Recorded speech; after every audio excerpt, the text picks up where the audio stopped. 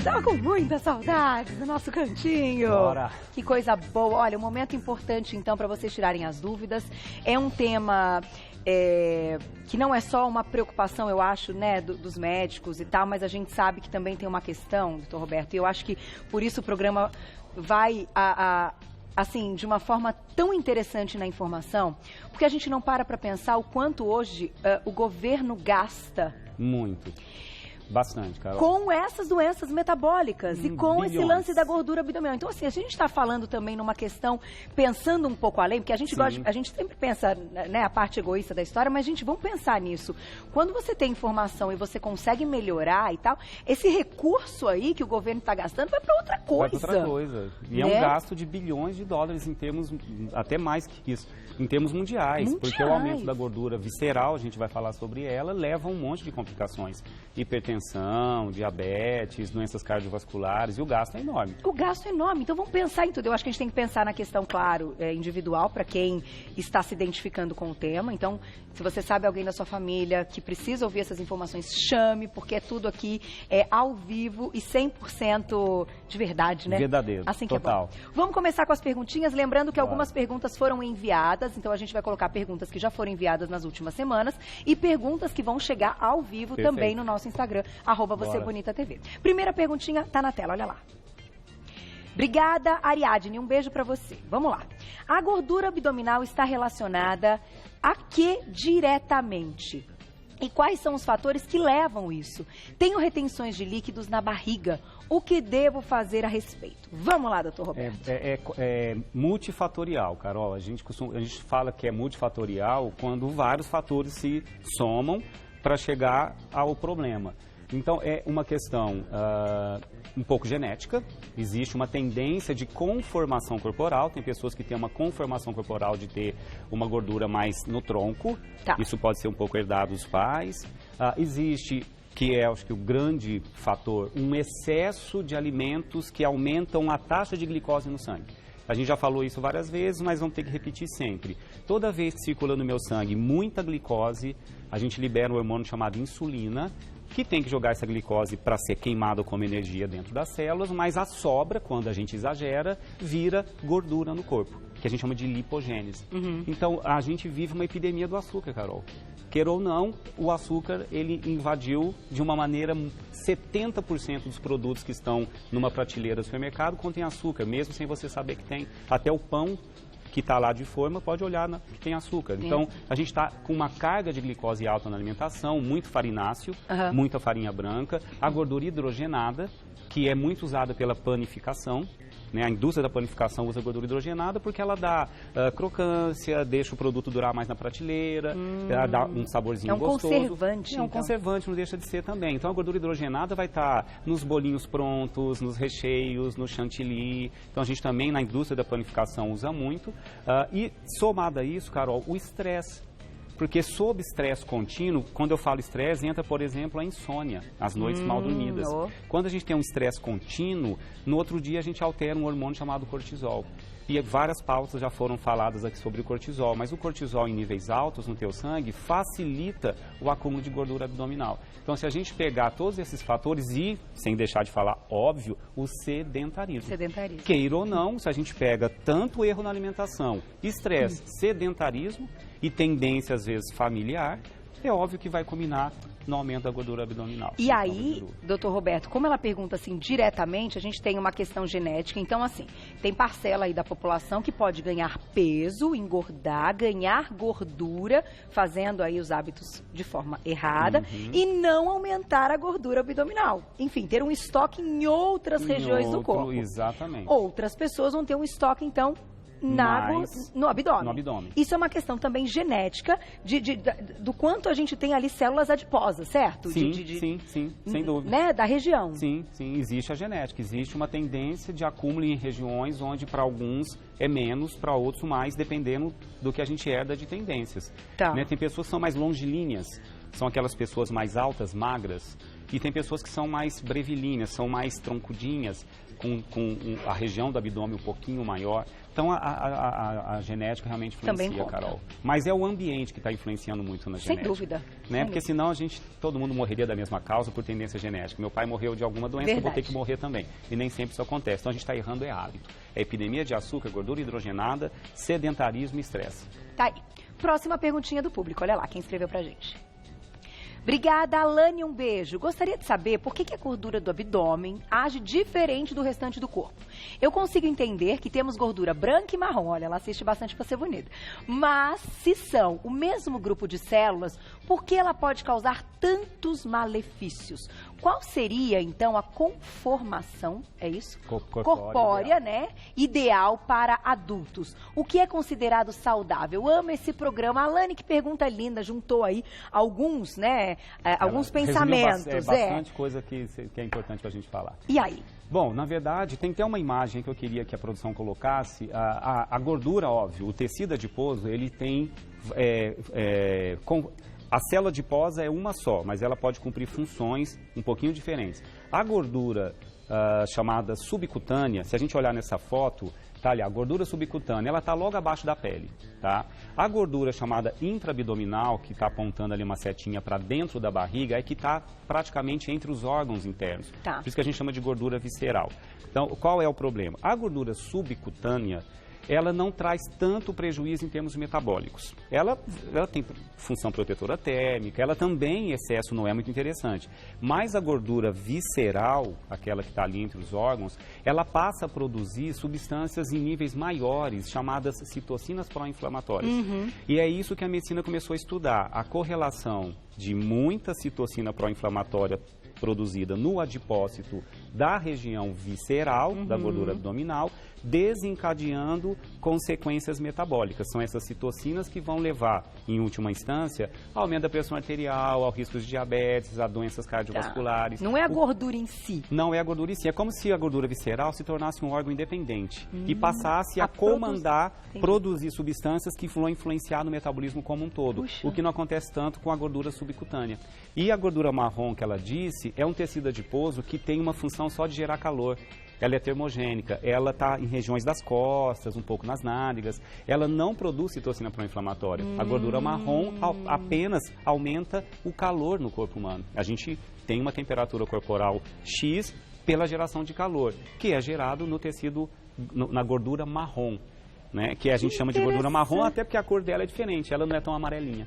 Ela é mais marronzinha mesmo. Então são gorduras, todos, tecido adiposo, com funções diferentes e com repercussões diferentes dentro do corpo humano. Então, doutor Roberto, até ela pergunta esse lance da composição corporal. Qual seria o ideal? Como é que hoje a gente enxerga? A gente sabe que tem aí uma classificação de um mínimo e um limite, né? Isso. Na verdade, se o prático de consultório, Carol, é a gente medir a circunferência abdominal. Tá, com a mulher ou o homem de pé, sem a roupa, com a barriga assim, tá encolhida, passando uma fita métrica na altura do umbigo e fazendo a leitura de quantos centímetros dá. É considerado seguro para o homem ficar abaixo de 94, seria o ideal. De 94 a 102, um risco já luz amarela. Acima de 102, existe um grande risco de complicações pelo excesso dessa gordura abdominal.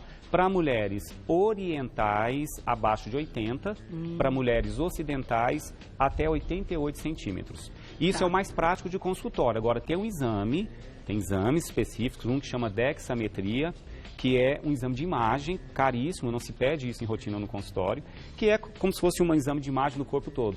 Esse exame dá a exatidão de quanto tem em quilos de gordura na região abdominal. Olha. Mas a classificação ali é mais complexa, porque tem que, para a gente comparar se está correndo risco ou não é por centímetros. Mas é um exame que analisa se você tem gordura visceral em níveis mais alarmantes. Não é corriqueiro pedir isso em consultório, Carol, pelo custo. Você acha que pode ser um bom teste, muitas vezes, as pessoas, então, tentarem fazer uma análise? Claro que precisa ir ao médico, mas assim, para diferenciar, como é a barriguinha perigosa e como é uma barriguinha de uma gordura que está ali, de repente, esteticamente incomodando, como a gente comentou, mas que não tem um impacto na saúde? A gente divide a obesidade ou a gordura como central quando em centímetros, já tá dá mais um pouquinho alto, mais. já dá mais. E diferente daquela mulher, ou do homem, mais como na mulher, que às vezes a cintura não é tão grande, ela tem mais quadril.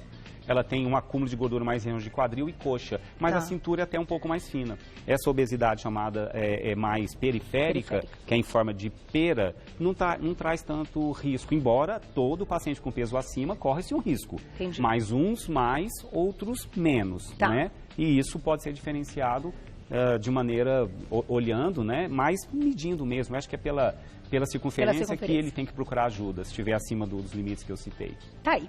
E ela pergunta o que é de fato ser saudável. Eu acho que ao longo das outras perguntas a gente vai conseguir responder, porque já tem alimentos, né? E tem outras ilustrações pra gente entender. Vamos para a próxima perguntinha. Olha lá, quem escreveu pra gente. Obrigada, Aparecida, um beijo para você. O que quer dizer quando a gordura acumula nos flancos? Isso é considerado gordura na barriga? O flanquinho é uma área bem incômoda. O flanco, se eu estou pensando que ela está chamando de flanco, essa lateralzinha. A lateral, tá? O pãozinho, né? Quando a gente não tem uma barriga muito grande e aperta aqui e vê só que é uma gordurinha localizada no flanco, essa gordura é subcutânea. Ela não é visceral. A visceral intraabdominal não tem como palpar. Você não vai enfiar a mão dentro da barriga, porque tem um músculo separando os órgãos internos. A gordura visceral está depois dos músculos. Então, a gente só detecta por imagem ou pelo tamanho da barriga, julgando que esse aumento da circunferência é por excesso de gordura abdominal. Essa do flanco é mais estético. Se você palpar, você percebe ali que ela está... É o pneuzinho. O pneuzinho, ele é mais estético do que um risco na saúde. Não existe um risco real. E a gente vai falar de como perder a barriguinha estética também, não só da visceral, né? Vamos falar, acho que é para todo mundo, porque tem o público que vai se identificar com a parte clínica do problema, que é algo que complica mesmo, que você tem que ter uma orientação médica e mudar hábitos. Mas tem também o grupo das meninas e meninos que estão ali com tudo em ordem, mas que tem uma pochatinha que está incomodando, doutor Roberto. A gente já vai contar como é que a gente cuida dela. Tem mais perguntinha do público na tela, olha lá quem escreveu pra gente. Obrigada, Débora, um beijo para você. Sabemos que quando aumenta a gordura abdominal, aumenta também gordura do fígado, que é a esteatose. Quais alimentos, então, que não se deve ingerir para emagrecer o fígado? A gente vai colocar uma fotinho na tela, já tem os alimentos. Doutor Roberto, isso é uma pergunta muito importante, que talvez um dos grandes indícios aí dessa já complicação do organismo é essa gordura no fígado, né? É quase, eu não vou dizer que todo paciente que tem aumento da gordura abdominal, obrigatoriamente tem esteatose, tem acúmulo de gordura no fígado. Mas a chance é muito grande. Eu diria que, em estatística até de consultório, mais da metade do paciente que está com gordura abdominal visceral acaba acumulando um pouco de gordura no fígado. A gordura visceral, as tais citocinas pró-inflamatórias que eu citei, elas levam um quadro chamado resistência à insulina. O que é resistência à insulina? A insulina não consegue agir de maneira eficiente em jogar a glicose que entrou no teu sangue, vindo do carboidrato que você comeu, com eficiência para dentro das células para ela ser usada como energia. Essa sobra de glicose começa a ir para algum lugar. E isso, o fígado recebe essa glicose em excesso e começa a produzir uma molécula chamada triglicérides, que é o que está dentro do nosso tecido adiposo. E começa a acumular esse triglicerídeo no fígado. Tá? E tem alguns alimentos, os alimentos ricos, açúcares de um modo geral, tudo que eu falei no início, farináceos, açúcares, vão influenciar. Mas a frutose em alta concentração, Carol, diferente de comer uma fruta. Eu comia a fruta lá com a fibra, com a casca, até 3 porções ao dia de uma fruta com a casca, com fibra, sem problema nenhum. Agora, se eu pego a frutose e concentro e tomo um suco concentrado, a frutose em alta concentração é usada pela indústria para adoçar bolachinhas, balinhas, geleias. Então, se tiver escrito frutose no rótulo, este alimento tem um teor alto. Não é interessante, porque pode aumentar ainda mais a esteatose no fígado. Então não devia chamar nem gordura no fígado, devia chamar carboidrato no fígado, já deixaria as pessoas mais atentas, porque não é, de repente, você fala, tô com gordura no fígado, vou reduzir o quê? Gordura. Tem que reduzir carboidrato. A gordura hidrogenada, essa realmente se reduz, mas a gordura convencional dos alimentos, só saber controlar volume. O cuidado é que, tirando o carbo, o resto pode, é bom falar, Carol, não é que o resto pode. Não é bem eu posso comer muita gordura saturada, sem qualquer preocupação, não. Também tem que saber controlar um pouquinho. Ela não é tão inocente e exagerada, né? tem que é a ter gordura aí. do animal, do bacon, evitar a fritura. Acho que é bom falar também da fritura, que o óleo aquecido é terrível. Mas o bacon, a picanha, a manteiga pode comer, pode, em níveis normais e não exagerados. Não exagerado. Pedacinho, um pouquinho. Pode, né? não tem O que a Malu problema. sempre fala, a Só Malu não pode pincela exagerar. com azeite, você pode, de repente, quem gosta do sabor ali, da banha, como você comentou, passar aquilo no fundo da panela. Só no fundo da panela, tudo ou, bem. Já libera um aroma, Não um tem sabor, problema. Uma né? E quantidade não tá o pequena. pedaço, eles não vão comer aquele pedaço todo. Não né? vai comer 1 quilo disso, né? Vamos para a próxima perguntinha, olha lá, mandem ao vivo também, hein, gente, na tela, quem escreveu pra gente. Fran, um beijo, obrigada. Quais alimentos corretos, então, para definir essa área do abdômen? Fran, essa é a pergunta de $1 milhão. Essa agora a gente vai ter que ir para a bancada, Carol. Porque a gente vai contar, eu acho interessante também, doutor Roberto, eu acho que vai falar de várias coisas, e não só até da parte alimentar, mas juntar aquilo com muitas coisas.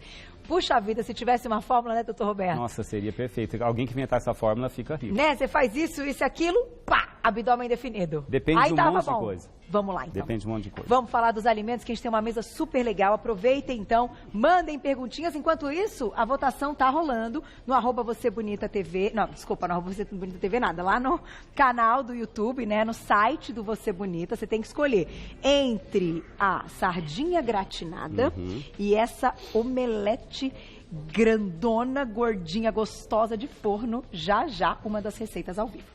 Bom, lá, doutor antes de começar a falar dos alimentos, Carol, só para lembrar quem está em casa, se você se enquadrou nesse aumento da barriga, procure um médico também. Sabe por quê, gente? Por mais que a gente ensine a comer, existem entraves ou alterações hormonais que podem estar predispondo ou dificultando a diminuição da gordura visceral. É verdade. Então, tem tratamentos específicos, tem exames específicos e tem tratamentos que podem te ajudar muito a buscar o rumo correto, né, do que você deseja. Agora, óbvio que, bom, primeiro, Carol, sem fazer atividade física fica difícil. Tá? Eu quero diminuir minha gordura abdominal e continuar sedentário em frente à televisão, complicado. Então, tem que entender que a atividade física é fundamental. Quem tem pouca massa muscular gasta menos energia do que come.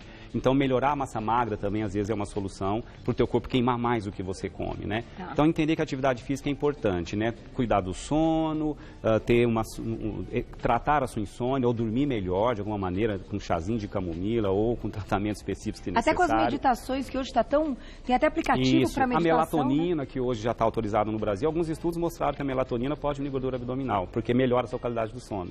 Né? Relação. Isso. E toda vez que eu desenvolvo resistência à insulina, e todas as vezes que as citocinas pró-inflamatórias circulam excessivamente no meu sangue, é aí que mora o perigo. Então eu tenho que fazer, e dessa resistência à insulina que surge por esse quadro, eu começo a ter inflamação em todos os receptores onde acoplam os hormônios, nas células, eu começo a ter uma oxidação excessiva do meu corpo, eu tenho que evitar absorver a glicose muito rapidamente no intestino, para não dar um pico muito alto. Então, o que eu pensei, Carol? Eu trouxe todos os alimentos que contêm os principais nutrientes que vão te ajudar. Tá. Então, eu trouxe os alimentos que contêm cromo. Por que cromo? Porque o cromo, ele ajuda na ação da insulina. Então, ele diminui um pouquinho a resistência à insulina, não substitui tratamentos específicos. Tem medicamentos específicos para isso, tá? Mas ele é um coadjuvante, pode. Eu coloquei aqui os antioxidantes. Todo alimento rico em antioxidante diminui a inflamação dos receptores onde acopla, diminui um pouco, é um coadjuvante na diminuição da resistência à insulina. Tá. Então, os alimentos ricos em antioxidantes eu trouxe. Trouxe aqui o cromo, perdão, aqui eu coloquei fibras, Carol, falei como cromo, mas primeiro fibras, tá? Cromo é esse outro aqui. Fibra, porque a fibra diminui a absorção rápida da glicose. Toda vez que a glicose é absorvida mais lentamente, ela não tem um pico alto no meu sangue. Esse pico alto, muita glicose, se libera muita insulina. Aí vai tudo por água abaixo. Muita insulina, muita glicose, começa a fazer lipogênese, acúmulo de gordura no corpo. Então, trouxe os alimentos ricos em fibras. A gordura ômega 3 tem efeito anti-inflamatório. Então, ela também ajuda no impacto da inflamação dos receptores pela resistência à insulina e trouxe lá proteínas. Por que proteína? A proteína dos alimentos é o que não altera tanto a carga de glicose no sangue.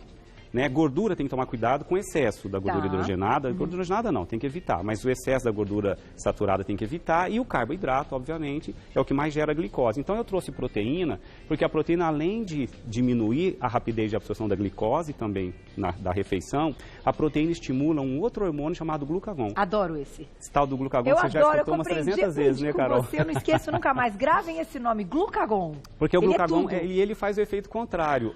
A insulina alta faz lipogênese, estoca gordura. O glucagon tira a gordura, faz lipólise. Queima. Ajuda o teu corpo a utilizá-la como reserva de energia. Então aí tá a escolha inteligente. Inteligente. Se eu tiver proteína no meu prato, eu vou estimular mais o glucagon.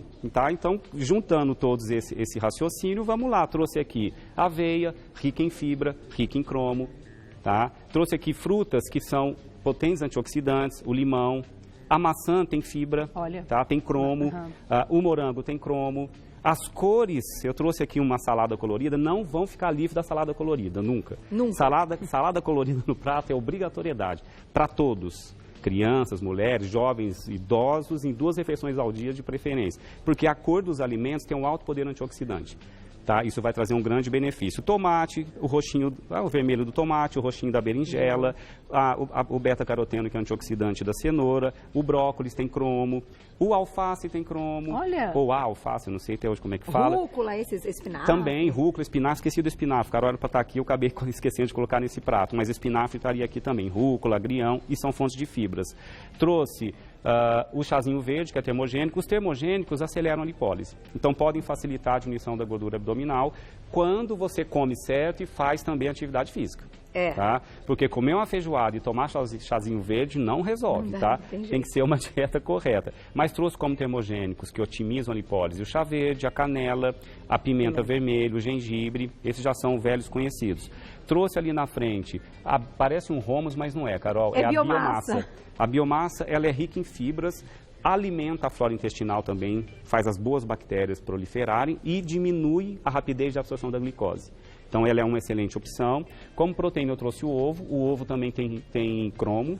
Olha. O cromo também é presente no ovo. Trouxe aqui, parece um queijo Minas, mas não é, essa aqui é uma ricota. Ricotinha. Tá? Poderia ser uma cottage também, porque tem cromo também, tem proteína. O alho, olha que simples, o alho é rico em cromo também. E tem um discreto efeito termogênico. E as gorduras chamadas monoinsaturadas, elas não influenciam no aumento da gordura corporal, quando comidas em quantidades normais. Então, como gordura monoinsaturada, trouxe o azeite, trouxe o abacate. E deixei para falar por último do óleo de coco. Teve um estudo que fez o seguinte, Carol. Pegou 2 grupos de pessoas que estavam com peso excessivo, desde de vários sexo masculino, feminino, várias idades, montaram 2 grupos chamados heterogêneos, onde de todas as faixas etárias, né? E para poder fazer uma comparação, ambos os grupos queriam como meta perder peso e diminuir um pouco da gordura abdominal. Deram uma dieta com menos calorias para ambos os grupos, tá? Deram atividade física para ambos os grupos fazerem, só que montaram um plano alimentar diferente de um grupo para o outro. Num grupo, o que tinha de carboidrato era quase 50%, 15% proteína e 30% gordura, que é o convencional dos estudos, tá? Dividir mais ou menos assim. No outro grupo, diminuíram, ao invés de 50% de carbo, diminuíram para 30%. E no lugar, colocaram o igual valor calórico do que tiraram do carbo, colocaram na forma de gordura do coco, tá? Ou seja, o valor calórico era igual de ambos os grupos, mas olha que surpresa, no final do estudo, o que trocou um pouco do carbo pelo óleo de coco teve uma diminuição de circunferência abdominal maior em relação ao grupo que não fez essa troca. Porque tem aqui um nutriente chamado triglicerídeo de cadeia média no óleo de coco que o corpo utiliza para gerar energia e não se estoca dentro do corpo. Entendi. O que pode acontecer com o excesso da glicose que se estoque como gordura. Que é o problema de liberar tanta insulina e ter bastante açúcar circulante. Matou a charada, Carol. Doutor Roberto, maravilhoso. Tem mais perguntinha? Bora. Vamos para a próxima. Olha lá quem escreveu pra gente. Obrigada, Ana. Um beijo para você. A menopausa interfere na saliência do abdômen? Sou magra, tenho uma alimentação saudável, faço atividades físicas diariamente e não perco a barriga. Influencia, aí é a questão hormonal, Carol. Existe uma alteração hormonal na menopausa, que é a queda do estrogênio, às vezes a queda da própria testosterona. Então, são hormônios que, de modo indireto, controlam a taxa de gordura corporal. Então, existe uma dificuldade maior. A mulher em menopausa tende a mudar um pouco a composição corporal. Ela começa a acumular mais gordura no abdômen e, se deixar o barco correr, começa a ter um aumento substancial. Aí entra a disciplina, Carol. Na menopausa vai ter que ter o dobro de disciplina, porque não vai poder comer a quantidade de carbo que comia antes, ou se comia pouco, já que continue comendo, mas evite o açúcar, as farinhas, a gordura hidrogenada, tudo isso vale para qualquer idade, mas na menopausa mais ainda. Fazer a reposição hormonal quando não tem contraindicações, porque é uma alternativa para evitar esse declínio, fazer a modulação de outros hormônios que não sejam do estrógeno, se ela tiver em declínio acentuado, testosterona, com um médico, com orientação médica, com todos os exames prévios, mostrando o nível de segurança para isso, mas realmente tem que procurar ajuda, ter uma alimentação correta e investir em atividade física, Carol. É o segredinho aí, que é o que eu estava falando, tem a parte, claro, da visceral, mas a parte estética, então, para quem estava buscando uma resposta para queimar a gordurinha da parte estética. Isso. É isto aqui, mais atividade física. Que atividade física, doutor Roberto? Para a gente fechar assim, os dois. Um conselho. Acho que o que a medicina entendeu hoje é que os dois, tanto a atividade de força, ela é importante, musculação, porque o músculo, quanto mais eu mantenho, não que eu tenha que ganhar muito, mas quanto mais eu preservo e não perco, mais meu corpo gasta energia. Porque 70% do gasto energético ocorre em fibra muscular. Então a gente vai perdendo massa muscular com o envelhecimento. Então manter músculo com atividade de força. E manter um treino de intensidade moderada a alta, são treinos curtos, se não tiver problema cardíaco, se for tudo previamente liberado. Os treinos de alta intensidade em curto intervalo de tempo mantêm uma queima calórica por mais tempo depois, por horas depois de um treino de alta intensidade. São os treinos intervalados, ou se eu não tenho como fazer isso não tenho resistência para isso, atividade aeróbia que dure muito tempo. Então, a pessoa não consegue correr 1 hora, mas ela pode correr um pouco, caminhar um pouco e aumentar correr o tempo. Um pouquinho e ficar um tempo maior. Ao invés de fazer meia, faz uma. Isso, porque se ficar num muito intervalo curto de tempo, que você está ali muito tranquilinha, nem transpira, é bom para espairecer, mas para mudar a composição corporal, não. A gente precisa dos dois, né? Para espairecer e diminuir. Carol, só para encerrar, esqueci de falar do vinagre de maçã. Tem alguns estudos mostrando que o ácido acético do vinagre de maçã, os outros vinagres também, mas o vinagre de maçã tem um pouco mais, ele diminui o pico de glicose depois da refeição. Só não exagere, eu coloquei perto da salada, você pode jogar uma colher de sopa na salada do almoço, uma colher de sopa na salada do jantar. Tem gente tomando meio litro de vinagre de maçã, tendo gastrite e acidose metabólica. Não façam isso, tá? É um pouquinho. Uma colher de sopa no almoço, uma colher de sopa no jantar. O bom senso do azeite e o bom senso do vinagre. Perfeito, exatamente. Doutor Roberto, maravilhoso sempre. Eu vou te convidar para vir para cá. Bora. Porque a gente respondeu aí a maior parte das perguntas. Pode ser que cheguem outras perguntas. Legal. Bora. E nós vamos fazer o seguinte, nós vamos dar um tempinho para o pessoal de casa votar mais ainda nas receitas. Dá tempo, vai lá no site do Você Bonita, lá tá valendo. Ou sardinha gratinada, ou omeletão de forno, diferente de tudo que você já viu. Isso aqui tá bonito, hein? Tá, e nós vamos preparar juntinhos. Quer dizer, dá pra você fazer todos os ingredientes que as pessoas têm em casa. Tá. Então são 2 receitas que dá pra gente preparar juntinho.